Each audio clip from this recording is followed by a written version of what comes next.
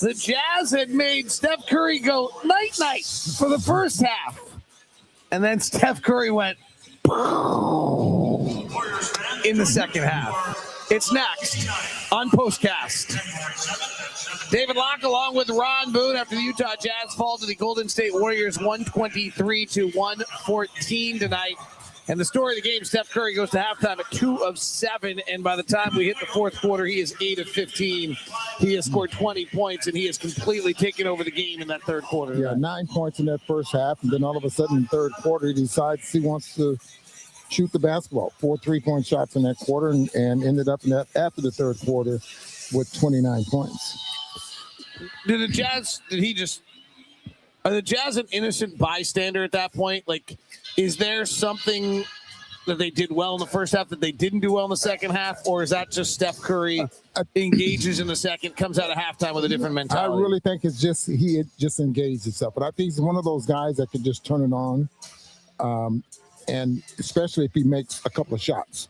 Now he turns into a rhythm shooter, and he just very explosive. And like I said during the course of the broadcast, you're so concerned with his step back and the fact that he's running off screens and shooting jumpers, then all of a sudden he goes back door on you. Try to keep you honest, and he's just one of those players that can get it done. He actually doesn't do much in the fourth quarter. He did all of his damage in the third quarter. I don't think he had a field goal in the fourth quarter of this one.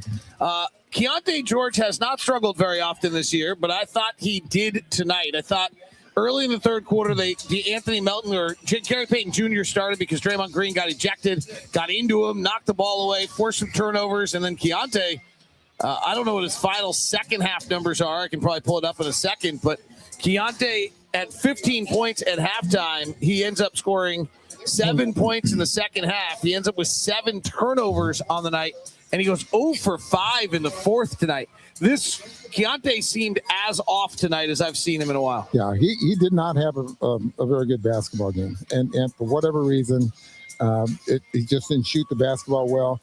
I don't know if he lost focus or was the defense made a big difference. This is a team that doesn't play big, and so they've been able to switch all 1 through 5, and it wasn't a player that he could take advantage of.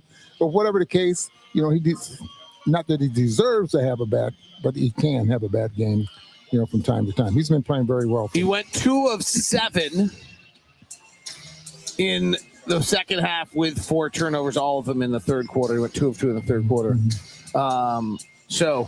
It's unusual. The Warriors really changed Lowry tonight as well. Lowry, who is such a prolific three-point shooter, does get some off. By the end of the night, Lowry ends up getting 8 off. But for much of the night, they made him play inside the arc tonight. Yeah, and he took advantage of it for the most part. He did drive to the hole quite a bit. He was 15 to 27 from the field. But like I said earlier, he's been going to the basket a little bit more than normal anyway than what he did last year. 7 attempts at the rim, that's somewhere around what Jimmy Butler does, and, that type of thing. I think Jimmy's about 9. And so it adds to his game, I think, for sure.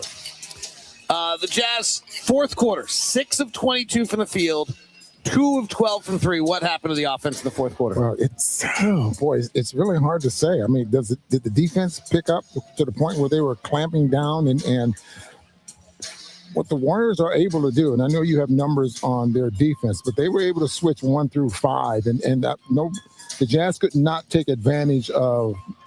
I know they wanted to take advantage of Steph Curry. Maybe they did do a little bit of that in the first half, but the second half, they just couldn't take advantage of. The Jazz, there's a low level maybe the Jazz regressed to the norm, because if you look at the Jazz final shooting numbers, the Jazz shoot 52% from the field and they shoot 37% from 3. That is not a bad shooting day.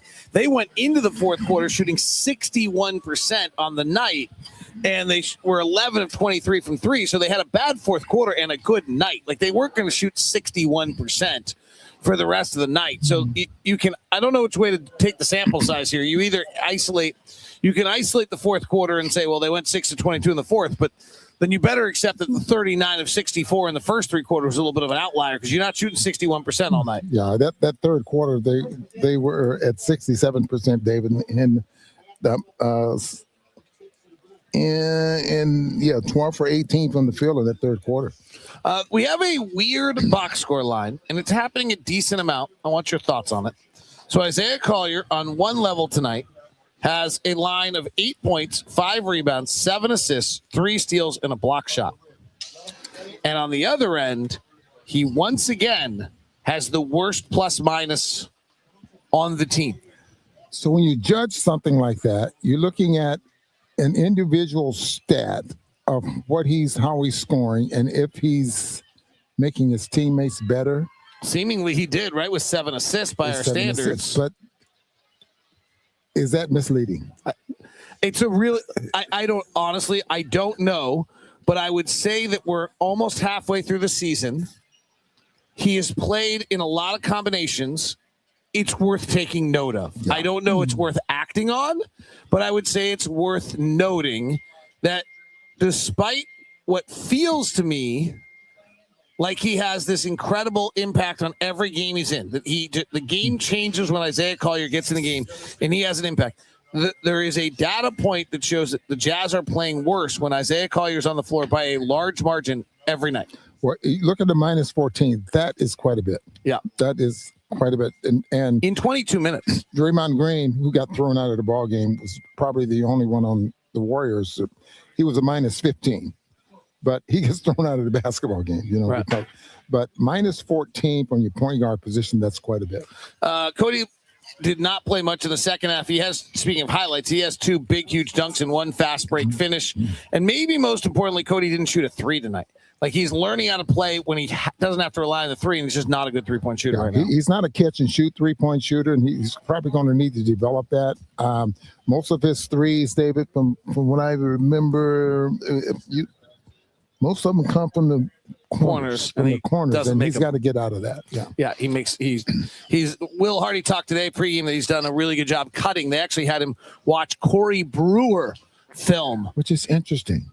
Corey Brewer was one of the best cutters the NBA has ever seen, and so they're trying. And he's got a similar body form to him, so they're trying to see whether they can get him to do that. So that's an interesting little thing. We'll come back. We'll continue with some more thoughts on all of these little aspects of things here today as we're here on POSTCAST. David Locke along with Ron Boone.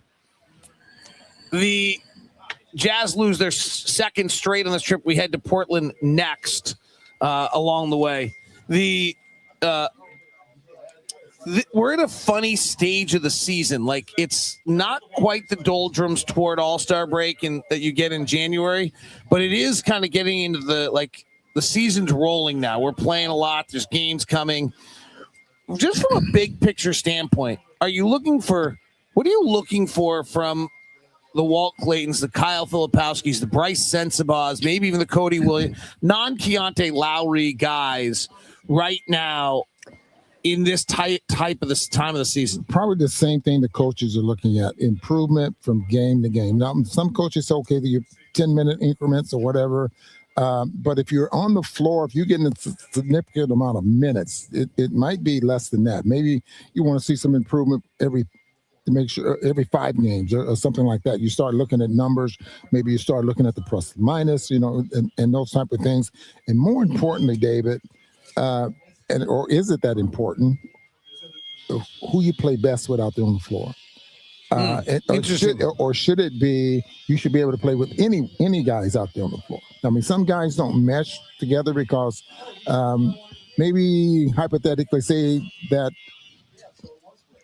Keyonte is more ball dominant and you don't get a chance to touch the basketball or anything like that. And I'm just basing this on the offensive side of the ball. But I love guys that can make an impact in a short period of time. Right.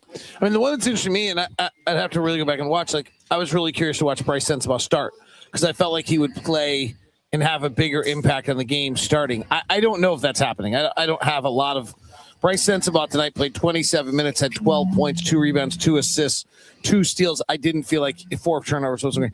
I didn't feel any impact from him really at all tonight. I totally agree. I have no opinion about his performance tonight. And so, he and I kind of felt the other night was, I don't count the Clipper game, which we're so shorthanded. I'm not sure there's a lot of value to it. Like, I kind of take the Steve Kerr approach. Like, hey, we have a bunch of role players trying to make plays. I'm not going to really worry about it a lot when he was talking about their Oklahoma City game. So I'm just curious, as you talked about limited stands. Okay. Also, when you get an extended stand, on the court and you're playing with normal guys, what impact do you have? Well, it's hard. I don't have an impact. It's an interesting stretch to the season here because I think you probably also learn a lot about guys' conditioning because you can wear out right now a little bit, and it'll be interesting to see how Key handles this burden here for the next stretch. His conditioning so good this year in some of those aspects. Lowry, I thought was physically impressive tonight on the way for his 35 points. Yeah, more aggressive. He ended up taking 27, if I remember. Where's Lowry? 27 shots. Yep. Right there. Looking at the wrong side. Right 27 there. Shots, but he got 40 minutes on the floor. I mean, he's been averaging about 33 minutes a game. Big picture note for you tonight. As much as the fourth quarter was a bad quarter with the Jazz going 6 of 22, very good offensive day for the Jazz. They have a 118 offensive rating. The Warriors allow about a 110. And as expected, without Nurkic, a bad defensive rating by the Jazz. They allowed a 127. That's exactly what the Jazz defensive rating coming into the game tonight. The Jazz defensive rating, wrong text I sent to someone. Jazz defensive rating without Kessler and Nurkic this year is a 128, and the Warriors had a 127, and they're the 21st ranked defense in the NBA, so that's kind of right on the numbers of what you'd expect. They were a little below it, and they're a little below average. But that's probably, in all honesty, all the Jazz can do defensively at this point. Without Nurkic, if Nurkic doesn't play and Kessler's obviously out, this team is not capable of being a good defensive team. So what you're saying is that the Jazz are not like the Golden State Warriors where they can play undersized. No. When they can't have someone in the middle, their style of play or their defense is the way they like to play defense. You need someone in the middle that can protect the paint. The Golden State Warriors are a little bit different. Portland's next, 123-114, the final here. Ron Boone, who are your notes for today? I only have two. And that's, Lowry for the 40 minutes and the 27 shots, and he was very aggressive out there. And then I'm going to give Cody one. I think that's left hand, right hand dunks. Yeah, well, it was that, and plus I just think that his floor game seems to be getting it, and very much aware, I think, of where he's supposed to be on the floor. I will say this: I don't want to get. I could make a mistake with this comment, so don't take this to the bank. But here's the one thing I would say: Ron and I go check defensive mistakes. Like during timeouts, we'll go check and see a defense. We have not had many times this year where we're looking up a play and it's Cody Williams who made the defensive mistake or the scheme mistake. He seems to be really on scheme. All right, that wraps us up tonight. Thanks very much for tuning in. This is Postcast. Locked on Jazz. We'll be back with you Monday. What is today? Saturday? Tomorrow's day, Saturday. All right, back with you. That. And by the way, I won't mention because the people here would be upset that the Seahawks beat the Niners. I won't mention that. It'd be too soon to mention something like that to everyone.